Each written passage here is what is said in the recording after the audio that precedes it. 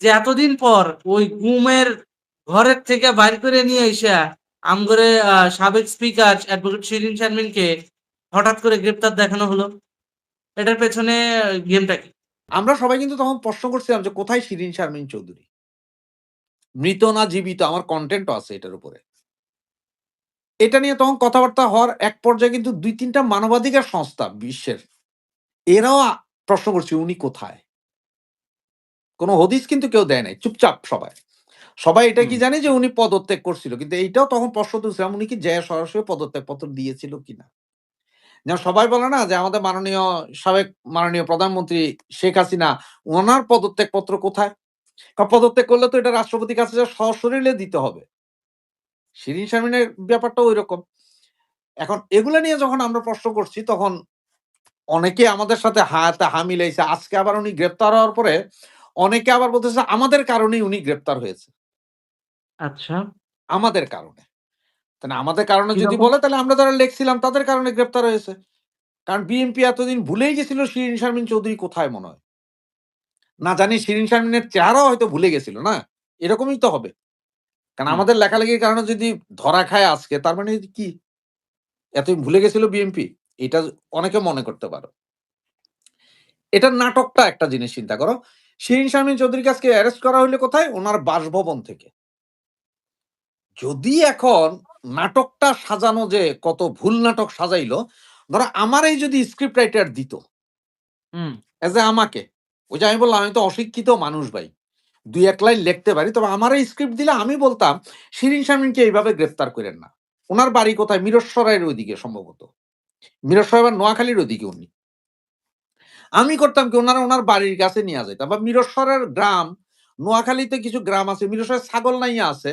ওইখানে কিন্তু বাড়ির হুম, রান্নাঘর কিন্তু ইন্ডিয়ার ভেতরে। হুম, ড্রইং রুম বাংলাদেশে, রান্নাঘর ইন্ডিয়াতে। আমি হুম, করতাম কি ঐসব এক জায়গায় নিয়া যায়া শিরীন শারমিনকে দেখাইতাম যে রান্নাঘরে উনি ছিঁড়া কাপড়-চোপড় পইরা রান্না করতাছে কারো জন্য। অথবা দেখাইতাম হুম, যে পুকুরে উনি সাঁতার কাটতাছেন। মানে স্বাস্থ্য-টাস্থ্য ভালো তো শিরীন শারমিনের। যে উনি এই পুকুর পড়ছে ইন্ডিয়ার বর্ডারে। সুতরাং উনি ওখানে সাঁতার কাটতেছেন। তার মানে উনি থাকেন ইন্ডিয়া, সাঁতার কাটতে আসছেন বাংলাদেশে। ওইখান থেকে পুলিশ হুম, যায়া উদ্ধার করছে উনাকে। এইভাবে নাটক আচ্ছা। সাজাইতাম। তাতে কি হইতো জানো? মানুষ বুঝছে যে আরে এ বেটি তো আসলে পালাইয়া ছিল উনারে। ধরছে। আরেকজনের রান্না করতেছে, গরিব মানুষ দেখায় রান্না-বান্না করতে ওখান থেকে পাইছে। ওই যে যেমন ধরো তোমার ইয়েরে ধরছিল না? এই সাদ্দাম হোসেনকে? হুম, মাটির গুহার তলে থেকে আমি ঐরকম একটা স্ক্রিপ্ট সাজাইতাম। সাজাইয়া কইতাম যে ভাই এইভাবে করেন মানুষ খাবে। মানুষ তো খাওয়ার দরকার। টিকটক খায় বেশি।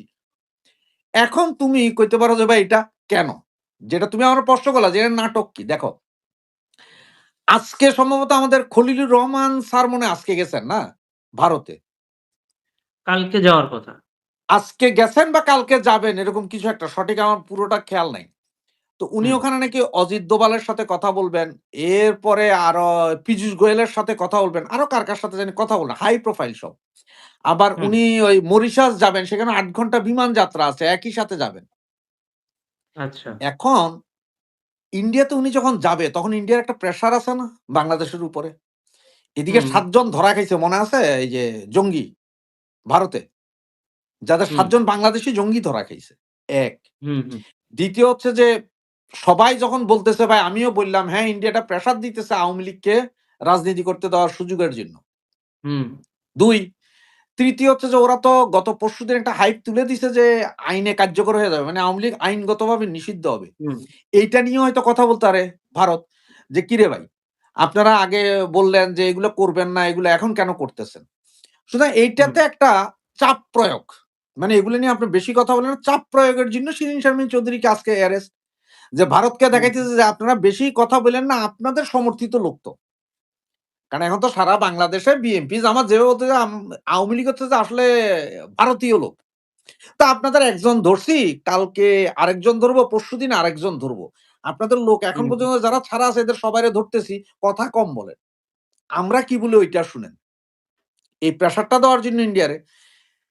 এখন এই প্রেশার দিলে ইন্ডিয়া কথা বলবে না বা এই প্রেশার দিলে ইন্ডিয়া ভয় পাবে সেইটা হচ্ছে যে মিলিয়ন ডলারের কোয়েশ্চেন। মিলিয়ন ডলারের কোয়েশ্চেন। তা না হইলে আমরা কে জানি? সবাই জানি না শিরীন শারমিন চৌধুরী সেনাকে হেফাজতে ছিল। তাইলে সেনাবাহিনীর হেফাজতে ছিল। আজকে আবার এই ঢাকার এই জায়গা থেকে গ্রেপ্তার, ওনার বাড়ি থেকে। সবাই তো জানতো যে উনি কোথায় ছিল। সবাই বলতো আমরা না। হুম। প্রশাসন তো জানতো উনি কোথায় ছিল। তাহলে নির্বাচনের পরে শপথ বাক্য পাঠ করানোর জন্য উনারা আনা হইল না কেন? আপনি আজকে বলতেছেন কি যে শিরীন শারমিন ওখানে ছিল, আমরা গোপন সূত্রের খবর। কাহিনীটা কিরকম জানো? ওই যে আমেরিকারে দেখো, আমেরিকা যখন ওই যে ইরাক আক্রমণ করে, মানে আফগানিস্তান আক্রমণ করে, তখন ওরা কি বলছিল? যে আফগানিস্তান জঙ্গিদের দেশ, এরপরে ইরাক আক্রমণ করলো কেন? মাস ডিস্ট্রাকটিভ ওয়েপন বানাচ্ছে। হুম, কেমিক্যাল ওয়েপন, পারমাণবিক অস্ত্র বানাচ্ছে। এগুলা কে? এগুলা জানে কে? হুম, সিআইএ। এখন হুম, হয়রা সিআইএ জানে না যে এই যে আফগান জঙ্গিরা বা ওসামা বিন লাদেন যাইয়া বিমান দিয়া উনাদের ২ টা টুইন টাওয়ার ভেঙে দিবে। মানে হুম। উনারা উনাদের বাড়ির খবর জানে না সঠিক, কিন্তু উনারা জানে এইখানে ওয়েপন বানানো হচ্ছে, পারমাণবিক বোমাও বানায় ফেলাইতেছে। পরে এসে কিছু পায় না। তো আজকের কাহিনীটা এরকম যে উনারা জানে যে সব হাওয়া, মানে এদের কাউরে পাওয়া যাচ্ছে না, নাই। কিন্তু আবার উনার বাড়ি থেকেই গ্রেফতার হয়। আরে শিরীন শারমিন চৌধুরী তো ভাই আমার মতন হ্যাংলা পাতলা লোক না। কিন্তু আপনি এটা তো ন্যারেটিভ বলছেন। উনি তো বাড়ি থেকে গ্রেপ্তার হয় নাই। কারণ ৫ তারিখে আমরা শুনেছি কি? যে ওনাকে সেনা সেনা হেফাজতে হেফাজত। সেনাবাহিনী তুলে নিয়ে গেছে। ওইটা তো ওইটাই তো সেনাবাহিনী আমি। শেষ করি। যদি হ্যাঁ, সেনাবাহিনী তুলে নিয়ে যায়, আর বিগত সময় যদি তার কোনো হদিস না থাকে, তার বাড়িতে যখন তাকে নিয়ে আলোচনা করা হচ্ছে যে সে কোথায়? সে নিখোঁজ। যখন তাকে নিয়ে আলোচনা করা হচ্ছে, তখন কিন্তু তার বাড়িতেও খোঁজ নেওয়া হয়েছে। বাড়িতে তিনি ছিলেন না। তাহলে এখন বাড়িতে কোথা থেকে পয়দা হলেন?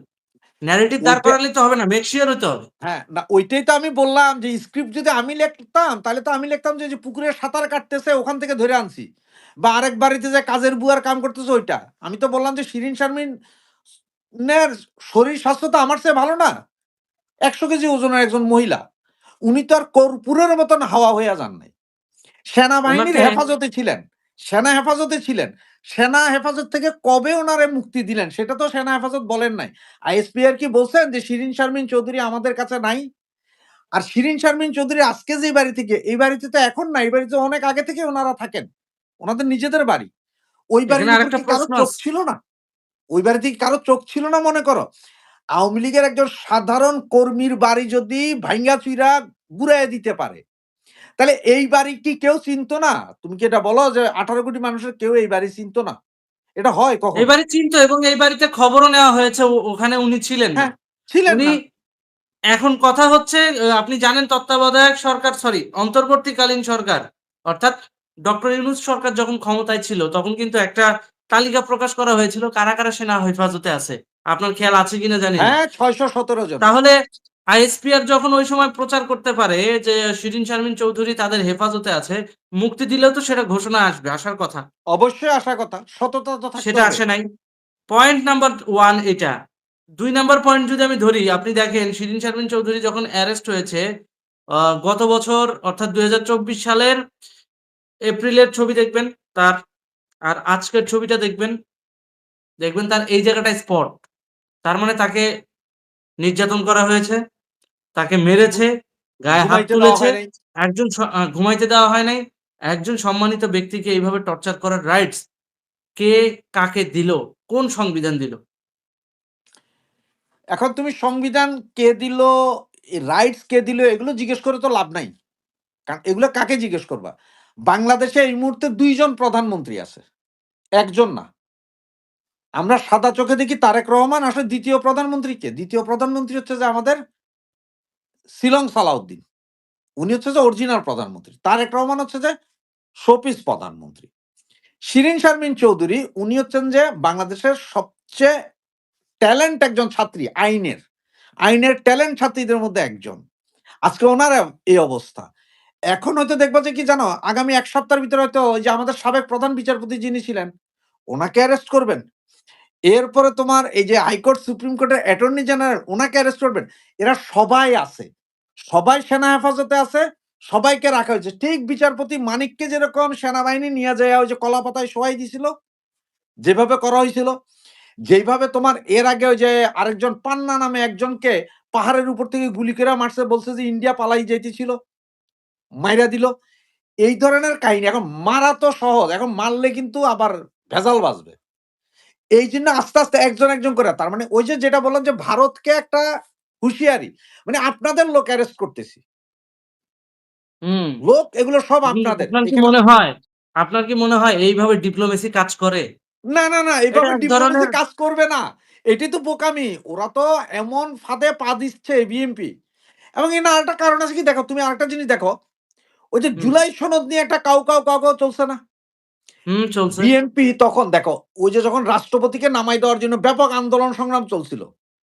হুম, তখনও কিন্তু সেনাবাহিনী জানতো শিরীন শারমিন তাদের কাছে। তখন তারা হুম, চিন্তা করছিল কি জানো? যদি ইন কেস রাষ্ট্রপতিকে নামায় দিতে বাধ্য হয়, সইরা যেতে হয়, তাহলে সাংবিধানিক শূন্যতা ধরে রাখার জন্য যাতে না হয়, তার জন্য শিরীন শারমিন চৌধুরীর উপরে দিত ক্ষমতা। যা আপনি নেন। তার কারণ কি জানো? একটা সংসদ ভাঙার পরে আরেকটা সংসদ তৈরি হওয়ার আগ পর্যন্ত স্পিকারের পদত্যাগ করতে পারে না। এটা সাংবিধানিক কথা। হুম, হয় না। যদি করেনও তারপরও পারবেন না আপনি। অ্যাকসেপ্ট করবে না কেউ। তাহলে তখন হচ্ছে যে রাষ্ট্রপতি সরে গেলে যাতে শিরীন শারমিনরে রাখা যায়। এখন কাহিনীটা করলো কি দেখলো যে না এটা তো টিকে গেছে কোন মতন, টিকে আনছে। এখন শিরীন শারমিনরে অ্যারেস্ট করা হইলো। কারণ এখন তো আর শিরীন শারমিনের দরকার নাই। কালকে যদি রাষ্ট্রপতিরে ফালাই দেওয়া হয়, তাইলে বা রাষ্ট্রপতি যদি নিজেই পদত্যাগ করে বসে, যেটা উনি আগেই বলছিলেন, যে আমি পদত্যাগ করব। হুম, তাহলে ক্ষমতা যাবে কার হাতে? অবভিয়াসলি স্পিকারের হাতে। হুম, স্পিকার হবে অন্তর্বর্তী রাষ্ট্রপতি এখন। উনারা এরপর হুম, একটা নিতে। সুতরাং এইভাবে করে করতেছে কি আস্তে, আস্তে মানে একের পর এক আনতেছে। একের পর এক এরা ধইরা জেল দিবে। আরেকটা মজার বিষয় দেখেন শিরীন এখন তো শারমিনের বিরুদ্ধে ৬ টা এখন তো মামলা হইছিল। বর্তমানে এখন তো বর্তমানে স্পিকার তো বিএনপিরই স্পিকার আছে। ওই যে হ্যাঁ, মেজর হ্যাঁ, হাফিজ। হাফিজ। তাহলে এখন আর না, শিরীন সরকার মানে শিরীন এইজন্যই ধরা শারমিনের নেয়া, দরকার কি? এইজন্যই নিয়ে যাওয়া, এইজন্যই জেলে নেওয়া, এইজন্যই জেলে নিয়ে যাওয়া উনারে। আবার দেখো শিরীন শারমিনের বিরুদ্ধে ৬ টা মামলা ছিল। তার মধ্যে ৩ টা মামলার অলরেডি পুলিশ ফাইনাল রিপোর্ট দিছে। ফাইনাল রিপোর্টে কি লেখা হইছে যে এইসব মামলার সাথে এইসব আসামিরাও জড়িত নাই, সাক্ষী নাই, প্রমাণ নাই, বাদীরও হদিস নাই। বাকি আছে ৩ টা মামলা। এখন ওই ৩ টা মামলাও কি ফাইনাল রিপোর্ট দিবে না চার্জশিট দিবে? ওইটা হুম, কিন্তু দেখার বিষয় আছে। আর ওই যে হুম, কেন বলতেছি বারবার যে ভারতের উপরে প্রেশার করার জন্য এটা। হুম, এটা ঘটনা হচ্ছে যে ভারত সরকার বা বিদেশী আরো অনেক সরকার চাইতেছিল যে এইভাবে হাই প্রোফাইল যেসব লোকগুলো আছে, যাদের হুম। বিরুদ্ধে আসলে চুরি ডাকাতির কোনো মামলাই হয় না। শিরীন শারমিন চৌধুরী কিন্তু কোটি টাকা কামায় নাই। না। উনি কিন্তু কামায় নাই এবং উনি পরীক্ষিত যে বাংলাদেশের ১ম তোমার মহিলা স্পিকার। একটা সম্মানিত পজিশন আছে, সবাই সম্মান করে। ওই ধরনের লোকগুলোকে যখন আটকাইয়া যখন তুমি কালি লেপন করবা, তখন পুরো দলের উপরে কালি লেপন করা যায়। পুরো হুম। দলটার উপরে কালি লেপন গেমটা করা মূলত যায়। এখানেই। হ্যাঁ, এইটা। এখন আবার বহুজনে বহু কথা বলবে। কারণ হচ্ছে যে ওই অধিক সন্ন্যাসীতে গাজর নষ্ট। অনেকে এখন অনেক রকম কথা ছড়াবে, অনেক রকম কথা ছড়াইতেছে। কিন্তু কথা হচ্ছে যে এই মুহূর্তে যে অবস্থা, তাতে এই সরকার যেকোনো মূল্যে আওয়ামী লীগ যাতে রাস্তায় না নামতে পারে, মাথা যাতে তুলে দাঁড়াইতে না পারে। হুম, কোন সৎ ব্যক্তি কোন তোমার কি বলে আন্তর্জাতিকভাবে কথা বলতে পারে, এইরকম কোন লোক যাতে মুক্ত বিহঙ্গন পাখির মতন ঘুরতে না পারে, তাদেরকে অ্যারেস্ট করবে এরা। অ্যারেস্টও করবে, এরা জেলও নিবে। এটা হচ্ছে যে মূল কথা। আর এই জিনিসটাই তোমার এই মুহূর্তে পাবলিক কি বুঝে না? পাবলিক সবাই বুঝে। কারণ আমরা যতই বলি যে বাঙালি গোল্ড ফিশ জাতি, যে অল্প কিছুক্ষণ পরে ভুইলা যায়, আসলে বাঙালি কিছুই ভুলে না। বাঙালির মাথায় সবসময় কথাগুলো থাকে। তারা জানে হুম, কি করতে হবে এবং কি করবে। এটা হচ্ছে যে মূল হুম, বিষয়। আর হুম। সেটি হচ্ছে শিরীন শারমিন চৌধুরীর আজকের এই অ্যারেস্ট। আর দেখো কালকে কি হয়, পরশুদিন কি হয়। তো বিএনপি ভুল সময়ে ভুল গেম খেলতেছে বা ভুল চাল দিচ্ছে। এটা হচ্ছে যে মূলত আমি বলব যে বিএনপির বিষয়ে এতটুকুই বলার আছে। আমরা যে ভুল বিষয়ে খেলা খেলছে তারা। আর এই ভুল খেলা কই পর্যন্ত যায় বা কতক্ষণ যায়, কতক্ষণ চলে সেটা দেখার বিষয় আছে। বুঝতে পেরেছি। তাহলে সব মিলিয়ে আমরা যেটা বুঝতেছি এটার পেছনে মূলত ভারতকে এক ধরনের ওয়ার্নিং দেওয়ার একটা গেম চলছে। তাই তো? হ্যাঁ, এটা একটা ওয়ার্নিং দিতে চেষ্টা করছে কিন্তু এই ওয়ার্নিং এ ভারতের সাথে কোন কাজ হবে না। সুযোগ নাই। কারণ ডিপ্লোমেসি তো এইভাবে চলে না। আসলে না, সামরিক উগ্রতা দিয়ে তো আর ডিপ পলিটিক্স চলে না। না। হয় না। কারণ দেখো আওয়ামী লীগ নিষিদ্ধের এটা আদেশ করবে বইলা গত ৪-৫ দিন হেভি লেখালেখি ছিল। আজকে আনছে শিরীন শারমিন চৌধুরীকে, এইটা নিয়ে আরো ৩-৪ দিন চলবে। মূলত হুম, আরেকটা জিনিস আছে সেটা হচ্ছে পেট্রোলের যেই সমস্যা আছে দেশে, হামের প্রাদুর্ভাবে যে শিশুগুলা মারা যাচ্ছে এবং তোমার দ্রব্যমূল্যের দাম যে ঊর্ধ্বগতি হচ্ছে, দেশের অবস্থা যে খারাপ, এইদিকে যাতে কেউ নজর না দেয়। এগুলো যাতে বেশি না লেখালেখি হয়। চাট করে দেখো শিরীন শারমিন চৌধুরীকে আজকে অ্যারেস্ট করে কি করলো বিসিসিবির ওই যে বাংলাদেশ ক্রিকেট বোর্ডের ঘোষণা করলো না? একটা কমিটি ঘোষণা করলো। তো আমি তো হুম। বলি যে এটা হচ্ছে যে বিহারি সিলেকশন ক্রিকেট কমিটি। বুলবুলের বুলবুলের তো পদ বিহারি নাই। Selection BMP selection Bihari committee এই ধরনের। তো হুম, এগুলো নিয়ে হুম, যাতে কথাবার্তা না হয় তার কারণে একটা হাই প্রোফাইল ধরে আনলো। আগামী সপ্তাহে তো দেখবে যে আরেকটা হাই প্রোফাইল ধরে আনবে। এইভাবে ধরে মানে জি। তোমরা কেউ কথা অন্যদিকে বলো না, এখানে বলো আস্তে, আস্তে। যে অনেকে বলে না যে সেনাবাহিনী এখনো উঠে না কেন? আরে ভাই সেনাবাহিনীতেই মাস্টার প্ল্যানের অংশ। পুরা তোমার ২৪ এর জুলাই আগস্টের সবকিছুর পেছনেই কিন্তু সেনাবাহিনী আছে। এই সেনাবাহিনী হচ্ছে মাস্টার প্ল্যানের অংশ। যার কারণে ওরা এখন উঠবে না তো। ওরা এইভাবে থাইকা একেক সময় একেকজনের ধরায় এনে দেখাবে তোমাদেরে।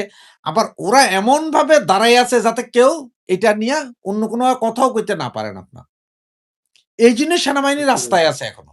সব বুঝতে হবে, সব মিলান। ডট গুলা মিলাও দেখবা যে বুঝা যাবা সব। বুঝতে পেরেছি। অত্যন্ত গঠনমূলক কথা বলেছেন আপনি। আপনার বিশ্লেষণগুলো থেকে অনেক কিছু শেখারও আছে। আমরা অনুষ্ঠানের অনেকটা শেষ পর্যায়ে। যাওয়ার আগে শুধু আপনার কাছ থেকে একটা জিনিস জানতে চাই। এই যে শিরিন শারমিনকে যে নির্যাতন করা হয়েছে, তাকে যে এই যে আ গায়ে হাত তোলা হয়েছে, তাকে যে এই যে চোখের নিচে দেখবেন যে ব্লাক স্পট পড়ে গেছে রীতিমতো। হ্যাঁ? আপনার কি মনে হয় যে এগুলো কি শুধুমাত্র ক্ষোভের থেকে করা নাকি এর নেপথ্যে অন্য কোনো কারণ আছে? সামরিক বাহিনীর অন্য কোনো এজেন্ডা আছে? নাকি সামরিক বাহিনীর ভিতরে থাকা ওই পাকিস্তানপন্থীরাই রীতিমতো উপর মহল বলতে যেটা বোঝাচ্ছে ওই যে আইএসআই পাকিস্তানপন্থী গোষ্ঠী তাদের ইনস্ট্রাকশন অনুযায়ী তার গায়ে হাত তুলেছে। আপনার কি মনে হয়?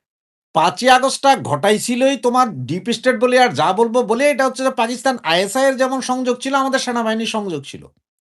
তাদের হ্যাঁ, কাছে যারা অ্যারেস্ট হইছে এদের মধ্যে যারা বের হয়ে চলে যেতে পারছে তারা তো বেঁচে গেছে। আর যারা এখনো আছে এদের কাউরেই রাতে মনে হয় না ২ ঘন্টার বেশি ঘুমাইতে দিছে।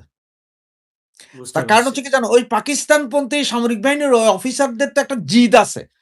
যে এই আওয়ামী লীগ সরকারের আমলে তাদের পেয়ারে পাকিস্তানকে নাস্তানাবুদ বানায়া রাইখা দিছিল। তো এইটা তারা ভুলতে পারে না। সুতরাং এটা তারা ভুলতে না পারার কারণে এই শোক, দুঃখ এগুলা কি এমনে ছেড়ে দিবে? শিরীন শারমিন চৌধুরী না আরো যারা আছে তারা সবাই পাকিস্তানের বিরুদ্ধে এমনভাবে উইঠা পড়ে লাগছিল যে এটা তাদের সহ্য হয় নাই। আওয়ামী লীগ সরকার যদি আর ২, ৪, ৫ বছর থাকতো হয়তো ইন্টারন্যাশনাল প্রেশার পড়তো পাকিস্তানের উপরে যে ৭১ সালের যে হত্যাযজ্ঞ চালিয়েছে সেটা গণহত্যার স্বীকৃতি পেয়ে যেত। তো এগুলা যা আছে যুদ্ধাপরাধীদের বিচার করছো, তুমি আমাদের নেতাদের মারছো, এগুলো কি ভুলে যাবে মনে করছো? এটার রেশ ওরা তুলবে না। এই রেশ তোলার জন্যই আজকের সবকিছু। এবং ঘটনা বুঝতে হচ্ছে পেরেছি, আওয়ামী লীগের মেরুদণ্ড টোটালি ভেঙে দেওয়ার সর্বশেষ প্রচেষ্টা চালাচ্ছে এরা। এবং এই বুঝতে পেরেছি। প্রচেষ্টার শেষ মুহূর্ত পর্যন্ত চেষ্টা করবে। মানে এটা করে হুম, যে আওয়ামী লীগ যাতে আর দাঁড়াইতে না পারে, মুক্তিযুদ্ধের কথা যাতে কেউ বলতে না পারে। হুম, পাকিস্তানকে ভালো ছাড়া খারাপ যাতে কেউ বলতে না পারে, এই চেষ্টা চলবে। এবং এই জি, চেষ্টারই ফল হচ্ছে যে এগুলো। উনাকে নির্যাতন করে যেটা নরমাল বুঝা যায় না। এছাড়া আরো অনেক আছে দেখবা আস্তে, আস্তে যখন একজনের পর একজন বের হবে না, তখন দেখবা যে কি ধরনের কাকে কি ধরনের নির্যাতন করছে অনেকে হয়তো এখন বলছে না। অনেকে জেল থেকে জামিন পেয়ে আইসাও চুপ হয়ে গেছে, বলতেছে না। এগুলো কিন্তু বলবে হুম। কয়দিন পরে।